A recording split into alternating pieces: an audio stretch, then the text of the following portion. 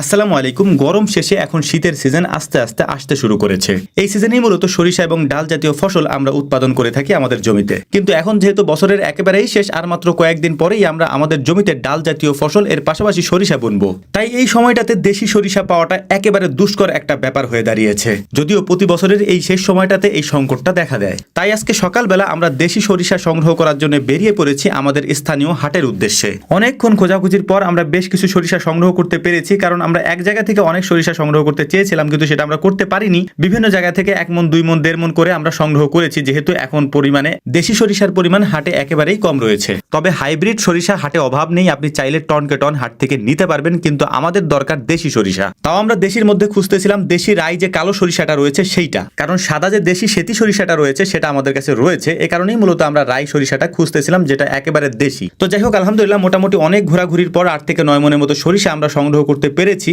এখন এই দেশি কালো রাই সরিষাটাকে আমরা আমাদের ভ্যানে তুলে নেব ইনশাআল্লাহ। ভ্যানে তুলে নিয়ে আমরা আমাদের বাড়িতে চলে যাব। বাড়িতে যাওয়ার পর সুন্দর করে শুকিয়ে তারপর এই সরিষাগুলিকে আমরা মেলে নিয়ে যাব ভাঙানোর জন্য।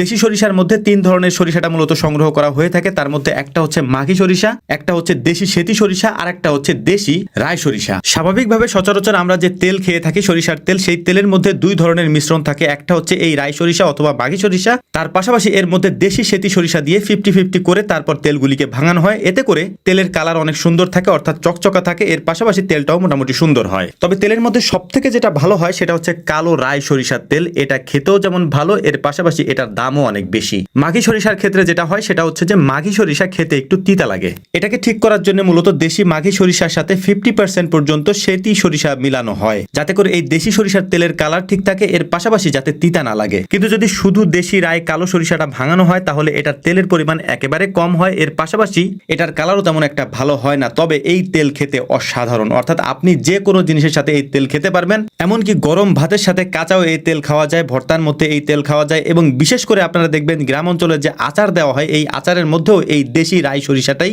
ব্যবহার করা হয়ে থাকে, অর্থাৎ রাই সরিষার তেলটাই ব্যবহার করা হয়ে থাকে। তবে দেশি রাই সরিষার তেলটা তেমন একটা পাওয়া যায় না, অর্থাৎ এইটা তেমন একটা কেউ করতে চায় না, কারণ মন প্রতি এটার থেকে তেল একেবারেই কম বের হয়, যে কারণে এটাকে তেমন কেউ করতে চায় না। তবে আলহামদুলিল্লাহ আমাদের কাছে দেশি এই 2 ধরনের সরিষার তেলই রয়েছে। চাইলে যে কেউ আমাদের ভিডিওর কমেন্ট বক্সে থাকা নাম্বারে কল দিয়ে অথবা হোয়াটসঅ্যাপে মেসেজ করে আমাদের থেকে এই তেল সংগ্রহ করতে পারবেন। আমরা সারা বাংলাদেশে এই তেল 1 টাকাও অগ্রিম না নিয়ে হোম ডেলিভারির মাধ্যমে সারা বাংলাদেশে পৌঁছে দিচ্ছি আলহামদুলিল্লাহ। এই দেশি সরিষার তেল সংগ্রহ করাটা খুবই দুষ্কর একটা ব্যাপার হয়ে দাঁড়িয়েছে এই মুহূর্তে আমাদের কাছে। এর কারণ হচ্ছে যে যেহেতু মাত্র শুরু হয়েছে সিজন, এখন এই সিজনে পানি টেনে যাওয়ার সাথে সাথেই আমরা জমিগুলিকে চাষ দিব, এবং জমিগুলিকে চাষ দেওয়ার সাথে সাথে আমরা সরিষা বুনে দেব, তারপর সরিষা হবে। যেহেতু একেবারে বছরের শেষ সময়, এখন এই সময় সরিষার তেলের একটু সংকট দেখা দিবে, যে কারণে আমাদের কাছেও পর্যাপ্ত পরিমাণে নাই। আমরা অল্প পরিমাণে করতে পেরেছি, কারণ আপনারা পুরো ভিডিওতে দেখতেই পেয়েছেন যে আমরা কত অল্প পরিমাণে সংগ্রহ করতে পেরেছি অত বড় একটা হাট থেকে। তো যাই হোক, ভিডিওর কমেন্ট বক্সে নাম্বার দেওয়া থাকবে, সেখান থেকে কল দিয়ে অথবা মেসেজ করে আপনি এই সরিষার তেল সংগ্রহ করতে পারবেন। তো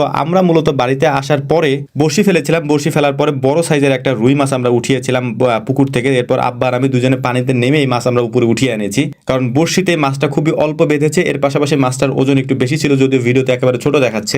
একটা মাছকে আমরা আস্ত ভেজেছি, আর একটা মাছকে মূলত আমরা হচ্ছে যে ছোট ছোট টুকরো করে কেটে তারপরে ভেজেছি। যারা মাছ খায় না তারাও মাছের ঘ্রাণে মাছ খাচ্ছিল, কারণ হচ্ছে যে মাছটা যেহেতু সরিষার তেল দিয়ে ভাজা হয়েছে তাই ঘ্রাণটাও একটু অন্যরকম লাগছিল। তো যাই হোক, আমাদের জন্য দোয়া করবেন। আসসালামু আলাইকুম ওয়া রাহমাতুল্লাহ।